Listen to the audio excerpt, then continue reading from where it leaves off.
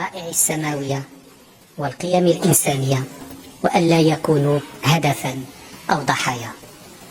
يحدث كل هذا في خضم تصاعد خطاب استئصالي ممنهج مريع لا يبشر بالخير في المستقبل القريب، كأننا لم نستوعب بعد أن العنف لا يؤدي إلى العنف المضاد، وأن الإقصاء لا يولد إلا الإقصاء، وأن التطرف لا ينتج إلا التطرف.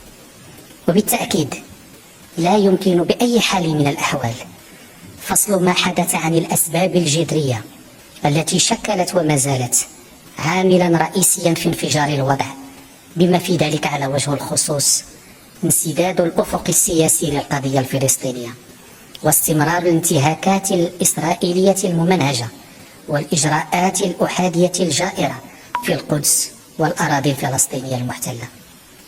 ولقد سبق لصاحب الجلالة الملك محمد السادس أن نبه غير ما مرة إلى خطورة هذه العوامل، منددا بشدة بالاقتحامات المتكررة التي يقوم بها متطرفون يهود للمسجد الأقصى المبارك، ومحذرا من أن تلك التصرفات المرفوضة تغذي التطرف وتروج لثقافة العنف وتؤجج نيران الصراع وتقوض جهود التهدئة وتنسف أفق حل الدولتين، وتضرب بذلك في الصميم كل فرص السلام الشامل والعادل والدائم. واليوم تجدد المملكة المغربية التأكيد على أن المساس بالوضع القانوني والتاريخي قائم في مدينة القدس، والمساس بالحقوق المشروعة للشعب الفلسطيني يقوض فرص السلام، ويؤدي إلى تأجيج الصراع من صراع سياسي إلى صراع ديني ستكون عواقبه وخيمة على الجميع.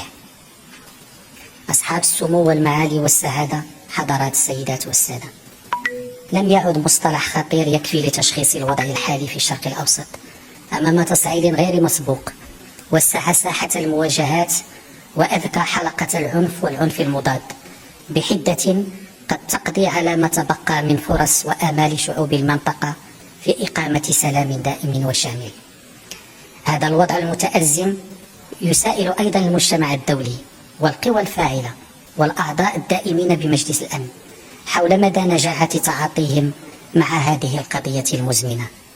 فأين هي الآليات التي وضعت للنظر في هذه القضية ومتابعة تطوراتها، وما هي نجاعتها، وما هي النتائج التي حققتها حتى الآن؟ وهل سيكتفي المجتمع الدولي بمجرد إدارة الأزمة وإصدار بيانات جوفاء لا تأثير لها؟ ومن هذا المنطلق ومن منظور المملكة المغربية، فإن اجتماع مجلسنا الطارئ لهذا اليوم يجب أن ينصب على تحقيق 4 أهداف رئيسية، هي كالآتي: أولا، بذل كل الجهود لبلوغ هدف التهدئة وحقن الدماء من خلال التحرك سواء بشكل جماعي أو فردي لدى القوى الدولية الفاعلة من أجل الوقف الفوري للمواجهات على الأرض وخفض التصعيد ووقف العدوان على قطاع غزة، مع ما يتطلبه ذلك من حماية للمدنيين ومنع استهدافهم ووقف الاستفزازات والأعمال الإحادية تفاديا لاستفحال الوضع وخروجه عن السيطرة. ثانيا، تقييم الاحتياجات الصحية والإنسانية العاجلة في قطاع غزة وباقي الأراضي الفلسطينية المتضررة للتجاوب مع تلك الاحتياجات وسبل إيصال المساعدات إلى جهتها. ثالثا، تقوية الموقف التفاوضي للأشقاء الفلسطينيين من خلال التعجيل بالمصالحة الوطنية ونبذ الخلافات وإعلاء المصلحة الفلسطينية العليا. ونرحب في هذا الصدد بجهود جمهورية مصر العربية الشقيقة، ونحثها على مواصلة جهودها المشكورة والدؤوبة من أجل تحقيق مصالحة فلسطينية حقيقية ودائمة. رابعا، حث الأطراف الدولية راعية عملية السلام بما فيها الرباعية الدولية على البدء في مشاورات حقيقية لإحياء العملية السلمية من أجل بلورة خارطة الطريق بأهداف عملية تشمل جدولا زمنيا للدخول في مفاوضات جادة وهادفة للاتفاق على صيغة نهائية لحل القضية الفلسطينية وفق المرجعيات الدولية والعربية. وفي هذا المقام أجدد التأكيد على دعم المملكة المغربية الكامل والثابت لدولة فلسطين ولسلطتها الوطنية الشرعية بقيادة فخامة الرئيس محمود عباس للدفاع عن حقوق الشعب الفلسطيني وتحقيق تطلعاته في الحرية والاستقلال والعيش الكريم.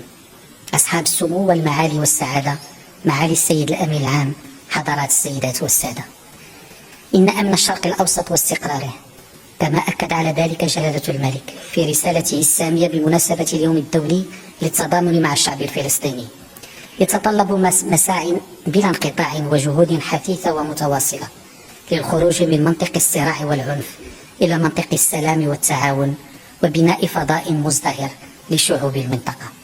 بطبيعة الحال فإن المملكة المغربية بقيادة جلالة الملك ستظل متشبتة بالسلام العادل والشامل المستند إلى قرارات الشرعية الدولية باعتبارها خيارا استراتيجيا لا محيد عنه، ومستعدة للانخراط في أي جهد دولي يروم تحقيق تطلعات الشعب الفلسطيني في إقامة دولته المستقلة وعاصمتها القدس الشرقية على حدود 4 يونيو 1967 وفق حل الدولتين المتوافق عليه دوليا، بما يمكن شعوب المنطقة من مستقبل آمن يعمه السلام ويتيح فرص التفوق للأجيال الصاعدة. شكرا لكم. أعطي الآن الكلمة للسيد الأمين العام لإلقاء كلمته. شكرا. شكرا معالي الأخ العزيز ناصر بوريط